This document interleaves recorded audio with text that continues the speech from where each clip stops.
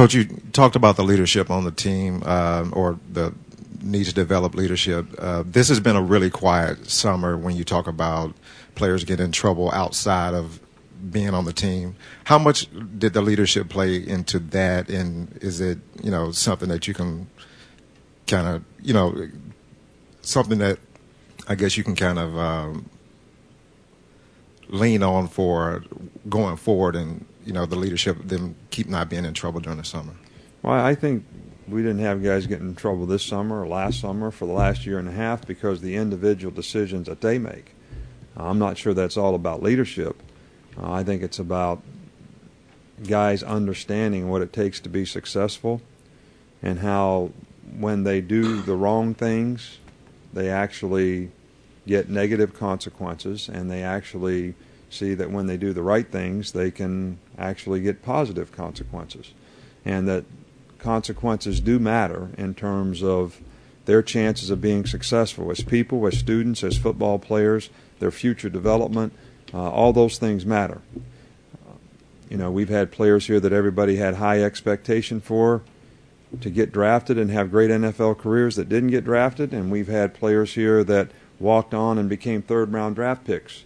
And the players see all that in terms of who did the things that they needed to do to create the kind of consequences for themselves that were going to help them be successful. And I think we have a lot of internal programs. The PX2 guys, the Pacific Institute guys had a great summer with their players again this summer. Our players enjoy that. We have guys from IMG. Trevor comes in and talks to them. We do a lot of things to try to develop the right character and attitude, thoughts, habits, and priorities to make good choices and decisions about what you do and what you don't do. So we're going to continue to do that. Now, does that mean that we're never going to have a problem on our team? I doubt it. But I think we're going to have less because we're going to have the kind of people who are going to make better choices and decisions about what they need to do to be successful and what their goals are, and understand the consequences of not making good decisions.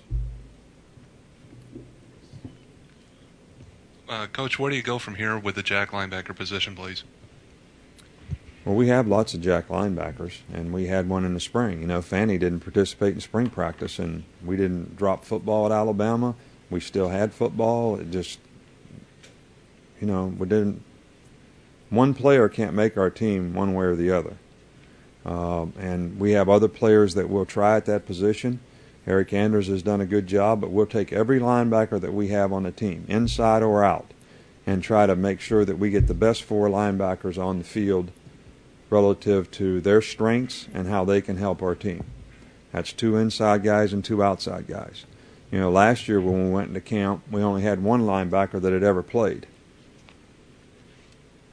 Rolando McClain was the only linebacker that had any experience that had played.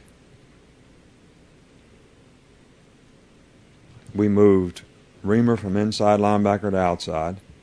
Hightower was a freshman. Fanny was a defensive end that we moved to outside linebacker. So that's how we got where we were. And maybe after 8 or 10 practices, maybe after 2 weeks of practice, maybe after 20 practices, at some point in time, if some combination of guys looks like it's going to be best for our team, then that's when we'll make a choice and a decision about that. But I think we have some good players, and I think we have some good candidates, and I think there's lots of opportunity there for lots of players. Heading into camp, is there any one issue that stands out as the most important or the most concerning for you? Well, I already discussed most of those, which I think is going to be what makes our team successful or unsuccessful. Obviously we want to create more depth in the offensive line. We want to have a backup quarterback who's an effective player. If we had another go-to guy at receiver, that would make us a better team. You're always concerned about the kind of execution you get at the quarterback position. And defensively, regardless of what we did last year, we gave up 31 points the last 2 times we played in both games that we played in. So those guys have a lot to prove and a lot to reestablish in terms of who they are and what they want to do and how consistent they want to be. And all the things that we emphasized in the last 2 games we didn't do. You know, we were a pretty good red area team last year, almost 60%. No TDs in the red area. And those last 2 games, they scored 7 out of 9 times they got in the red area. And that was a difference between playing in a national championship game and not playing in it. We were plus 13 in turnovers, and we were minus 4 in the last 2 games. So we had issues. We gave up more big plays than we'd given up all year.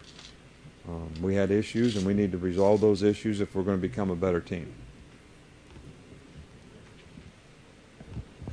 Just real quick, do you know yet if Darrington Centimore is going to be here this fall, or what's his status? Well, you're going to get a roster today. Is that not right? Okay. Did you give it to him yet? He's on the roster. All right. I'll need to know. And also, can you just talk about Greg McElroy's, what you expect from him this season, how he's embraced the leadership role this summer, and what you think he means to the team? Well, first of all, you guys always use that comparison and expectation. I don't have any expectation for him. I can tell you what he's done to this point and how happy we are with what he's done to this point. He's very smart, very bright guy, good understanding of the offense. Players really like him, has a lot of positive leadership qualities, and it does affect other people. He's very instinctive, and he makes good choices and decisions at his position. Now, to play quarterback well, the people around you have to play well. It's a difficult position to play when you're not getting protected, when you can't run the ball, when you don't have receivers that can get open and make plays. So it's going to be important for the entire group to play well, and I think Greg will do just fine. But I don't have an expectation for him. I know what he's done to this point, and we're pleased with his progress, and we're looking forward to seeing how he does when the games come on. Hey, Coach. It's been a pretty well-documented story since last spring about Terrence Cody's goal to try to lose more weight, become more manageable for third down situations and stuff. How do you feel his progress has gone over the summer? He's made some progress. If we had a game today, we wouldn't put him in on third down, but he's made some progress. And he weighs less than he ever did last year, and he's probably in better shape than he ever was last year. As he reached all the goals that we'd kind of sort of tried to establish for him, he's come close, and we want to continue to help him work through camp so that he has an opportunity to maybe achieve those goals.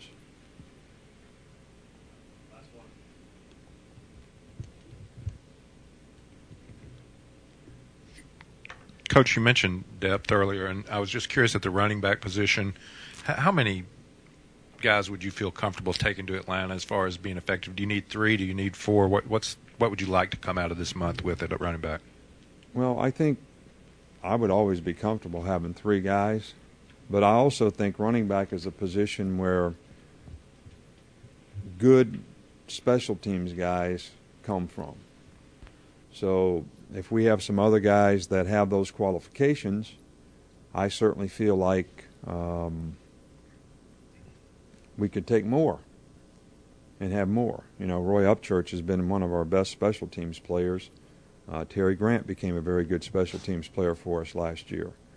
So there's certain positions on the field. I mean, there are models in the NFL now, and I know Bill does this in New England, is a backup running back has to be able to contribute on special teams.